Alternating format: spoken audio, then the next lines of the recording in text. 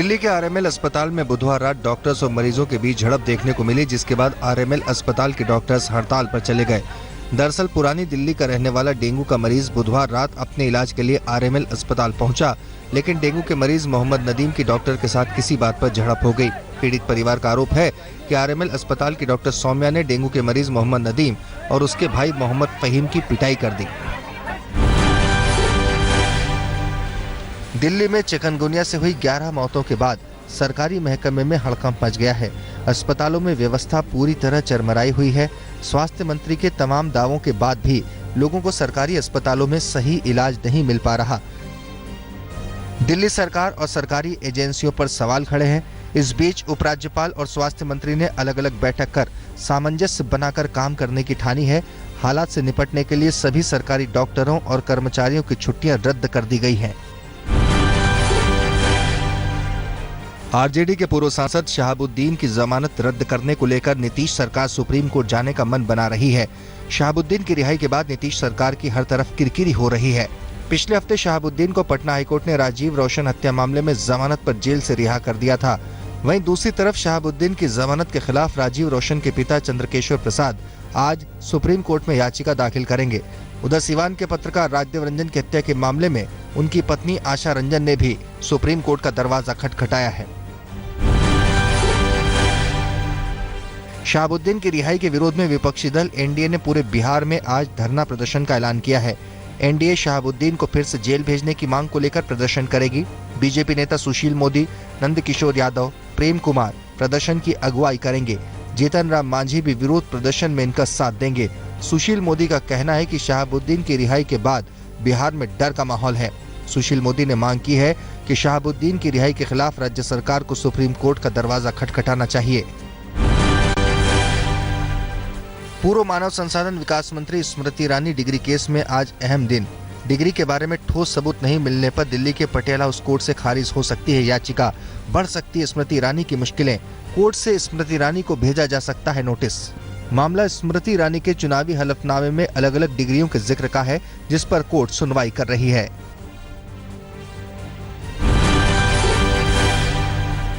पाकिस्तान ने अपने सेना प्रमुख राहिल शरीफ की कथित अपमानजनक फोटो छापने को मुद्दा बनाकर इंडिया टुडे की वेबसाइट indiatoday.in को ब्लॉक कर दिया है। कई भाषाओं में छपने वाली इस मैगजीन के अंग्रेजी भाषा के एक अंक में कवर पेज पर राहिल की तस्वीर छापी गई थी। इस तस्वीर में उनके गाल पर उभरा थप्पड़ का निशान छपा हुआ दिखाया गया था। मुंबई में आज गणेश विसर्जन है। सुबह से ही गिरगांव और जुहू चौपाटी पर गणेश मूर्तियों के विसर्जन का तांता लगा है। प्रशासन ने विसर्जन को देखते हुए चौपाटियों पर सुरक्षा के खास इंतजाम किए हैं। आज ही लालबाग, चराजा और दगड़ू शेठ की प्रतिमाओं का विसर्जन होगा। इनके आखिरी दर्शनों के लिए भक्तों की भीड़ सड़कों पर है।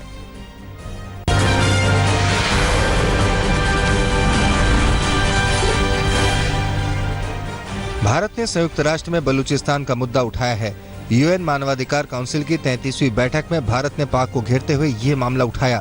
भारत ने कहा कि कश्मीर पर सिर पीटने के बजाय पाक अपनी ऊर्जा पाक और पाक के कब्जे वाले कश्मीर में मानवाधिकारों की हालत सुधारने में खर्च करे। भारत ने आरोप लगाया कि बलूचिस्तान में पाक सेना मानवाधिकारों को कुचल रही है।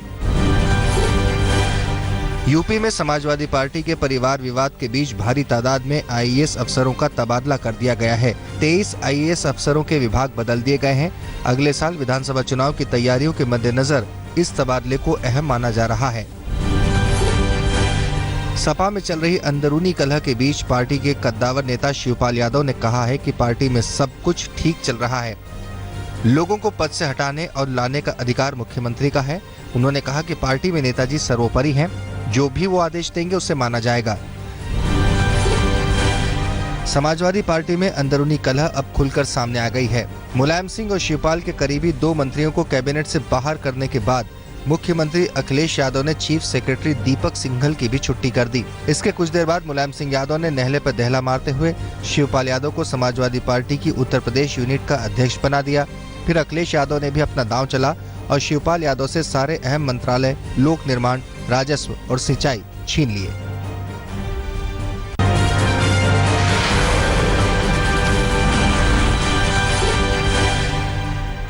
गुड़गांव में दिन दहाड़े एक बुजुर्ग महिला की हत्या और लाखों की लूट से सनसनी फैल गई। सेक्टर 55 की सोसाइटी में रहने वाली बुजुर्ग महिला अपने बेटे और बहू के साथ रहती थी। वारदात के वक्त वो घर में अकेली थी। लुटेरे लूट की नीयत से घर में घुसे और लाखों का माल समेटने के बाद महिला की हत्या कर फरार हो गए। पुलिस मामले की तफ्तीश कर रही है और सोसाइटी के गार्ड से पूछताछ और सीसीटीवी से भी सुराग ढूंढने की कोशिश में लगी है। फरीदाबाद में एक बेटे ने चंद रुपयों के लिए अपनी मां की हत्या कर दी।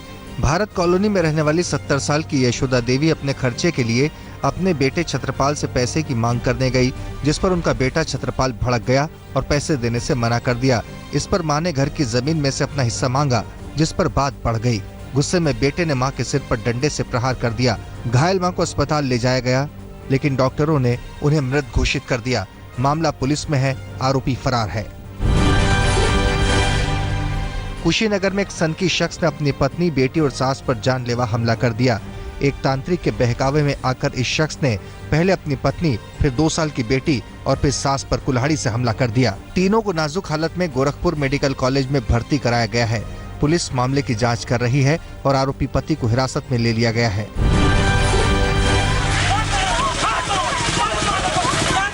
कानपुर में भीड़ ने एक बदमाश को मार मार कर बेदम कर दिया। हत्या का आरोपी ये शख्स पुलिस हिरासत में था, लेकिन पुलिस की लापरवाही से भीड़ ने बदमाश पर हमला कर दिया और उसकी जमकर धुनाई की। इतना ही नहीं, भीड़ उस शख्स को जिंदा जलाने के लिए केरोसिन का तेल लेकर भी आई थी, लेकिन मौके पर और पुलिस बल पहुंच जाने की वजह से आरोपी की जान बच गई। भीड़ को तितर-बितर करने के लिए पुलिस को लाठियां भांजनी पड़ी। कानपुर में मनचलों का आतंक इस कदर बढ़ गया है कि छेड़खानी करने से रोकने पर घर में घुसकर परिवार वालों की पिटाई कर दी और छात्रा पर दिन दहाड़े तेजाब से जलाने की धमकी देने लगा। ताजा मामला कोहना इलाके का है, जहां तेजाब के डर से एक छात्रा ने स्कूल जाना बंद कर दिया। छात्रा के पड़ोस में रहने वाले लड़के रोज आते जाते छेड़ा करते थे। जब लड़की ने सड़क छाप मजनुओं का विरोध किया तो घर में घुसकर उसके पिता की पिटाई कर दी।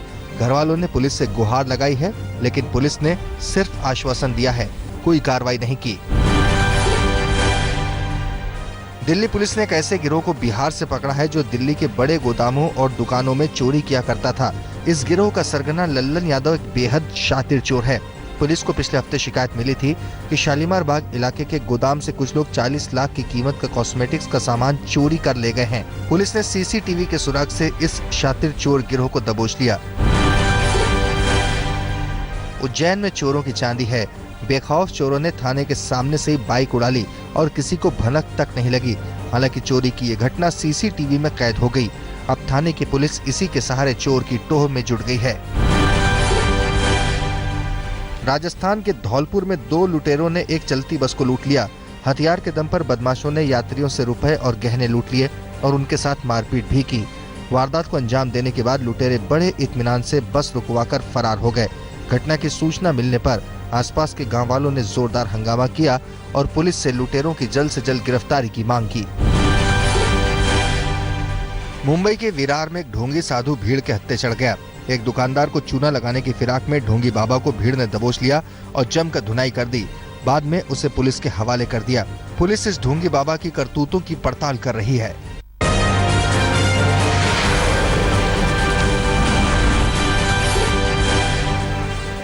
राजस्थान के जयपुर में भी चिकनगुनिया का कहर है। पिछले 7 दिनों में इस बीमारी से 10 लोगों की मौत हो गई है। इस सीजन में अब तक 50 लोग इस बीमारी की भेंट चढ़ चुके हैं। सरकार की नींद तब खुली जब 2 मंत्रियों को भी चिकनगुनिया हो गया। रोज हजारों मरीज अस्पताल में भर्ती हो रहे हैं, लेकिन सरकारी इंतजाम नाकाफी होने की वजह से आए दिन मरीजों की मौत हो रही है।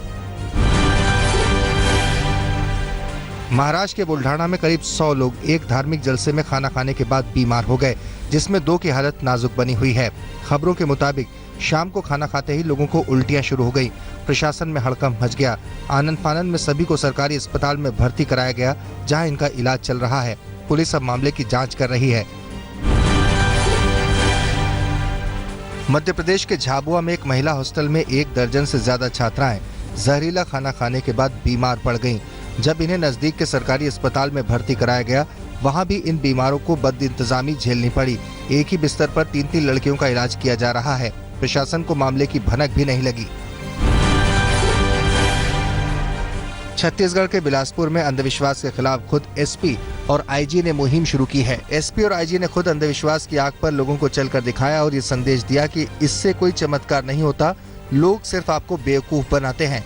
आईजी विवेकानंद और एसपी नीतू कमल ने गांव वालों से ऐसे ढोंगी तांत्रिकों साधु संतों से बचने की सलाह दी।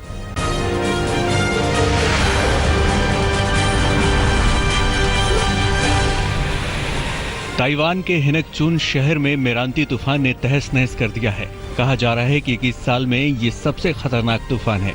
इससे 5 लाख लोग सीधे प्रभावित हुए हैं। 263 किलोमीटर की रफ्तार से आए इस तूफान के चलते समुद्र में 14 मीटर तक लहरें उठने लगी।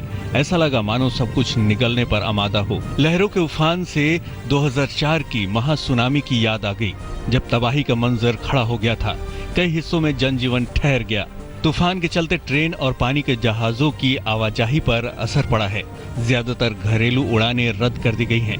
कई शहरों में स्कूल और दफ्तर बंद किए गए हैं। बत्ती गुल होने से करीब 2 लाख घरों में अंधेरा छा गया। राहत और बचाव के लिए करीब 4000 फौजियों को लगाया गया है। इससे पहले 2009 में भी मोराकोट तूफान ने भारी तबाही मचाई थी, जिसमें लगभग 700 लोग मारे गए थे।